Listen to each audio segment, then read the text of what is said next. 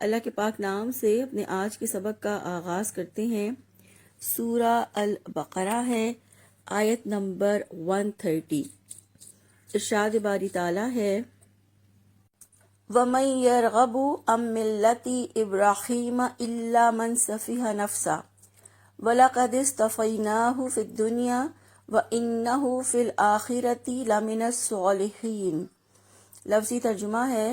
ومن اور کون، یرغب وہ منہ موڑے، ام ملتی ابراہیم دین ابراہیم سے، الا من مگر جو، سفیہ نفسہ بے وقوف بنائے اپنے آپ کو، وَلَقَدِ اصْطَفَيْنَاهُ اور البتہ تحقیق ہم نے چن لیا ہے اسے، فی الدنیا دنیا میں، وَإِنَّهُ اور بے شک وہ، فی الآخرتی آخرت میں، لَمِنَ الصَّالِحِينَ البتہ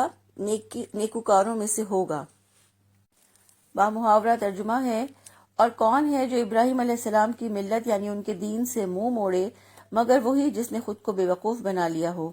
حالانکہ ہم نے اسے یعنی ابراہیم علیہ السلام کو دنیا میں چن لیا تھا، اور بلا شبہ وہ یقیناً آخرت میں نیکوکاروں میں سے ہوگا۔ تو ملت ابراہیم سے مراد حضرت ابراہیم علیہ السلام کا طریقہ یعنی اللہ کی فرما برداری کا طریقہ یعنی خالص اور واضح اسلام ہے۔ اسی طرح دین کے معنی ہیں کہ اللہ تعالیٰ کی مکمل حاکمیت کو تسلیم کرنا اور اللہ کی رضا اور خوشنودی کے لیے اللہ کی حاکمیت کو تسلیم کرتے ہوئے خود کو اللہ کا غلام، اللہ کا بندہ تسلیم کرنا۔ تو حضرت ابراہیم علیہ السلام نے اپنے طرز فکر اور طرز عمل سے مکمل خود کو اللہ کی مرضی کے تابع بنا لیا تھا، اور یہ طرز زندگی اللہ تعالیٰ کو اتنی محبوب تھی کہ اللہ تعالیٰ نے ان کو پوری دنیا کا امام بنا دیا، اور یہ بھی فرما دیا کہ جو بھی ابراہیم علیہ السلام کے دین سے منہ موڑے گا، اعراض کرے گا، وہ یقیناً بے وقوف ہی ہوگا، یعنی بے وقوف، بے عقل اور گمراہ لوگ ہی ملت ابراہیمی کو ترک کرتے ہیں۔ اللہ رب العزت نے حضرت ابراہیم علیہ السلام کو اتنا بڑا رتبہ کیسے دیا اور کیوں دیا؟ قرآن حکیم میں اگر ہم یہ دیکھیں کہ اللہ تعالیٰ نے حضرت ابراہیم علیہ السلام کا تعارف کیسے پیش کیا ہے، تو سب سے پہلے ہمیں پتہ چلتا ہے کہ اللہ تعالیٰ نے فرمایا کہ ابراہیم علیہ السلام تمام آزمائشوں میں پورے اترے۔ اور اگر ہم حضرت ابراہیم علیہ السلام کی زندگی کو دیکھیں تو آپ کی زندگی آزمائشوں سے بھرپور تھی، یعنی اللہ تعالیٰ نے آپ کو ہر طرح کی مشکل اور ہر طرح کی تنگی سے آزمایا، مگر حضرت ابراہیم علیہ السلام ہر آزمائش میں پورے اترتے چلے گئے۔ اور اللہ تعالیٰ نے پھر قرآن پاک میں حضرت ابراہیم علیہ السلام کی تعریف اس طرح بیان فرمائی کہ ابراہیم تو وہ ہے جس نے وفا کا حق ادا کر دیا۔ اسی طرح ہمیں قرآن پاک سے یہ پتہ چلتا ہے کہ اللہ تعالیٰ نے حضرت ابراہیم علیہ السلام کو تمام لوگوں کا پیشوا اور امام بنایا، اور پھر اللہ تعالیٰ نے آپ کو اس طرح سے برگزیدہ کیا کہ جہاں وہ عبادت کے لیے کھڑے ہوتے تھے اسے مستقل جائے نماز بنانے کا حکم دیا۔ پھر اس طرح حضرت ابراہیم علیہ السلام اللہ تعالیٰ کے گھر کو پاک صاف رکھنے والے بھی تھے۔ حضرت ابراہیم علیہ السلام اللہ تعالیٰ سے اپنی ذات، اپنی اولاد اور اپنی قوم کی دنیا اور آخرت کی بھلائیوں کے لیے دعا کرنے والے تھے۔ وہ یکسو حنیف تھے، صالح اور مسلم تھے، اللہ تعالیٰ کا گھر تعمیر کیا اور اپنی اولاد کو اللہ تعالیٰ کی اطاعت کی نصیحت کرنے والے تھے۔ تو اللہ تعالیٰ بہترین قدردان ہے۔ اللہ تعالیٰ نے حضرت ابراہیم علیہ السلام کی اس طرح قدردانی کی کہ ان کو لوگوں کا پیشوا اور امام بنا دیا۔ پھر فرمایا، وَلَقَدِ اصْطَفَيْنَاهُ فِي الدُّنْيَا اور ہم نے اسے یعنی ابراہیم علیہ السلام کو دنیا میں چن لیا تھا۔ اللہ تعالیٰ نے ابراہیم علیہ السلام کی دنیا کے حالات کے بارے میں یہ خبر دی کہ ہم نے انہیں چن لیا، یعنی انہیں ایسے اعمال کی توفیق دی جن کی وجہ سے وہ نیک لوگوں میں شامل ہوئے۔ اسی طرح اللہ تعالیٰ نے اپنے گھر کی تعمیر کے لیے انہیں چنا، اور اللہ تعالیٰ نے ان کی اولادوں میں نبوت رکھ دی، رسالت رکھ دی۔ پھر فرمایا، وَإِنَّهُ فِي الْآخِرَةِ لَمِنَ الصَّالِحِينَ اور بلا شبہ وہ یقیناً آخرت میں صالحین میں سے ہوگا، یعنی نیک لوگوں میں سے ہوگا۔ ابراہیم علیہ السلام کی آخرت کے بارے میں اللہ رب العزت نے یہ آگاہ فرمایا ہے کہ وہ آخرت میں نیک لوگوں میں شامل ہوں گے جو بلند درجات پر ہوں گے۔ اس آیت سے ہمیں یہ پتہ چلتا ہے کہ اللہ تعالیٰ کن خصوصیات کی وجہ سے کسی کا انتخاب کرتے ہیں، کہ اللہ تعالیٰ کا انتخاب اس کے لیے ہوتا ہے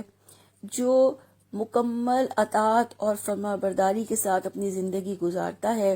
اللہ کی آزمائشوں پر صبر سے کام لیتا ہے اور احسان یعنی نیکی کا اعلیٰ درجہ اختیار کرتا ہے۔ اس کے ساتھ ساتھ جو اپنے آپ کو اللہ کے لیے مخلص رکھتا ہے، یعنی اخلاص اور رضائی الہی کو پیش نظر رکھتا ہے، وفاداری، یکسوئی اور اللہ کی فرما برداری کے ساتھ زندگی گزارتا ہے، یہ لوگ اللہ کا انتخاب ہوتے ہیں، جن کو اللہ دنیا میں بھی بلند درجوں پر فائز کرتے ہیں اور آخرت میں بھی ان کے لیے بلند درجات ہیں، اور آخرت میں ایسے لوگ اللہ کے نیک اور صالح بندوں میں شامل ہوں گے۔ آیت نمبر 131 ہے، اِذْ قَالَ لَهُ رَبُّهُ أَسْلِمْ قَالَ أَسْلَمْتُ لِرَبِّ الْعَالَمِينَ۔ لفظی ترجمہ ہے، اِذْ قَالَ جب کہا، لہو اس کو، ربہ اس کے رب نے، اسلم تو فرما بردار ہو جا، قالا اس نے کہا، اسلم تو میں فرما بردار ہو گیا، لرب العالمین تمام جہانوں کے رب کے لیے۔ بامحاورہ ترجمہ ہے، جب اس کے رب نے اس سے کہا فرما بردار ہو جا تو اس نے کہا میں جہانوں کے رب کا فرما بردار ہو گیا۔ اللہ تعالیٰ نے حضرت ابراہیم علیہ السلام کو اخلاص اور فرما برداری کا حکم دیا۔ اللہ تعالیٰ نے ابراہیم علیہ السلام کو اخلاص، کمال عبودیت اور توحید اسلام پر ثابت رہنے کا حکم دیا، تو انہوں نے رب العالمین کے سامنے سر تسلیم خم کر دیا۔ اسلم یعنی اسلام لانے کا مطلب ہے کہ اپنی سوچ، اپنے خیال، اپنے جذبات، اپنے احساسات اور اپنے عمل کو مکمل طور پر اللہ تعالیٰ کے حوالے کر دینا، اللہ کا فرما بردار بننا ہے۔ حضرت ابراہیم علیہ السلام پر جتنی بھی آزمائشیں آئیں، حضرت ابراہیم علیہ السلام نے صبر اور ثابت قدمی کے ساتھ فرما برداری کا ثبوت دیا،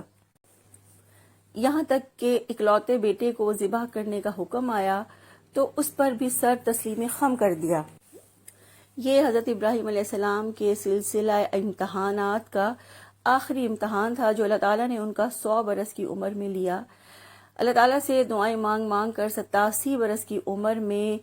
بیٹا یعنی اسماعیل علیہ السلام لیا، اور جب وہ 13 برس کے ہوئے تو اس وقت اللہ تعالیٰ نے ان کو ذبح کرنے کا حکم دیا۔ حضرت ابراہیم علیہ السلام اس کام کے لیے بھی فوراً تیار ہو گئے۔ تو یہاں فرمایا جا رہا ہے کہ جب بھی ہم نے ابراہیم علیہ السلام سے کہا کہ ہمارا حکم مانو، تو وہ ہمارا حکم ماننے کے لیے فوراً تیار ہو جاتے اور فرماتے، قال اسلمت لرب العالمین، میں جہانوں کے رب کا فرما بردار ہو گیا۔ حضرت ابراہیم علیہ السلام نے اللہ تعالیٰ کے سامنے عاجزی کا اظہار کرتے ہوئے کہا کہ میں خالص توحید اور محبت کے ساتھ، فرما برداری کے ساتھ رب العالمین کے سامنے اپنا سر جھکاتا ہوں۔ حضرت ابراہیم علیہ السلام کی شخصیت کو دیکھ کر اور آپ کی حالات زندگی کو دیکھ کر ہمیں پتہ چلتا ہے کہ ایک انسان اللہ کا فرما بردار کیسے بنتا ہے، یعنی اللہ تعالیٰ کو اپنا مالک، اپنا حاکم، اپنا آقا اور اپنا معبود مان کر اور اپنی مرضی کو اللہ کی مرضی کے مطابق ڈھال کر اللہ کا فرما بردار بنا جا سکتا ہے۔ اسی طرح اپنے آپ کو مکمل اللہ کے حوالے کر دینا اور اللہ تعالیٰ کی ہدایت کے مطابق دنیا میں زندگی گزار کر حقیقتاً انسان اپنی ہستی کو اللہ کے سپرد کر دیتا ہے، تو اس طرح وہ اللہ کا فرما بردار، یکسو اور حنیف بن سکتا ہے۔ اللہ تعالیٰ سے دعا ہے اللہ تعالیٰ ہمیں بھی حضرت ابراہیم علیہ السلام کے طرز عمل کی پیروی کی توفیق عطا فرمائیں اور اپنا فرما بردار بندہ بنا لیں، اور اللہ تعالیٰ ہمیں صالحین میں شامل فرما لیں۔ سبحانک اللہم و بحمدک، نشہد ان لا الہ الا انت، نستغفرک و نتوب الیک۔ السلام علیکم ورحمۃ اللہ وبرکاتہ۔